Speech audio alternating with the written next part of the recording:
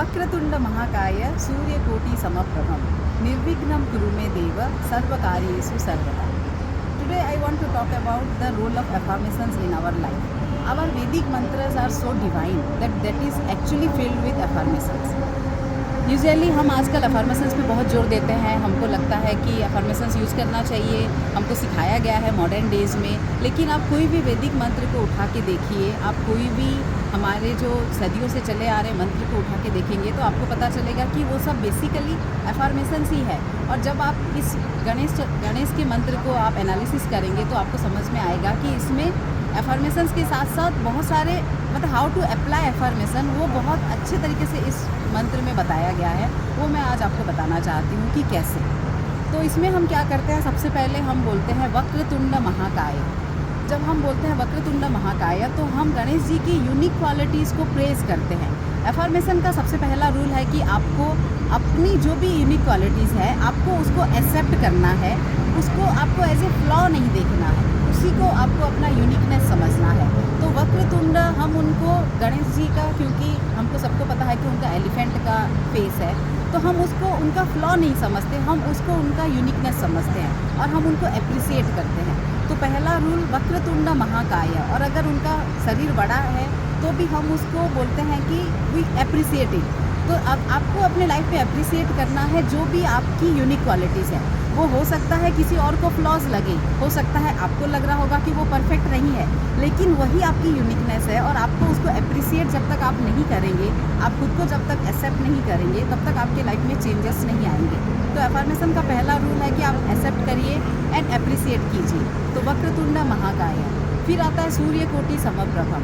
वो गणेश जी की स्तुति में बोलते हैं, बिकॉज गणेश जी स्वयं भगवान है. तो फिर उनके में सूर्य कोटि कोटि कोटि सूर्य के जैसे चमक है.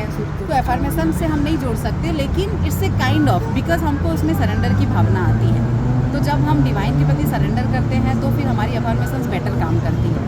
तो पहले जो आपके पास है आप उसको अप्रिसिएट कीजिए, फिर आप डिवाइन को सरेंडर कीजिए. फिर इसमें जो लास्ट लाइन है, निर्विघ्नं कुरु मे देव सर्वकार्येषु सर्वदा. इसको अगर आप इंग्लिश में ट्रांसलेट करते हैं तो वो एक सिंपल अफर्मेशन ही है कि मेरे सब काम एकदम ही बिना बाधा के संपूर्ण हो. बट ये आप एज ए अफर्मेशन यूज़ कर सकते हैं. अगर आप डिवोटी नहीं हैं तो आप बोलेंगे कि today I will have a great day, today all my work will be done very nicely. That is a affirmation. लेकिन जब आप उसको विथ सरेंडर करते हो, जब आप मंत्र के साथ करते हो, तो उसकी पावर कितनी बढ़ जाती है.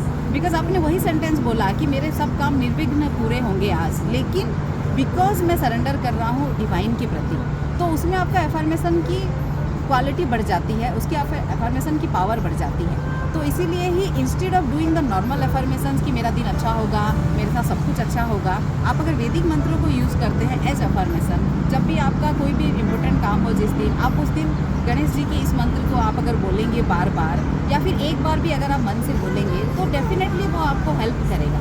तो हमको ज़रूरी है कि हम अपने कल्चर से जुड़े और हम इन चीज़ों को अपनाएं, बिकॉज वही चीज़ों को अभी परोसा जा रहा है अफर्मेशन और लॉ ऑफ अट्रैक्शन के तौर पे. लेकिन यही चीज़ें हमको शुरू से बताई गई है.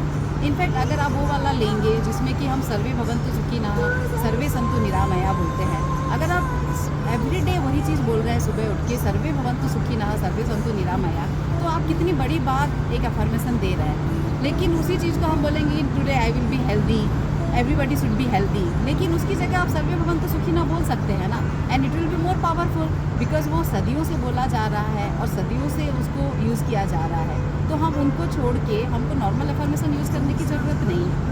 तो that is the only thing I wanted to share today, and you should also try doing this and use all the simple mantras that we have in our already in our culture.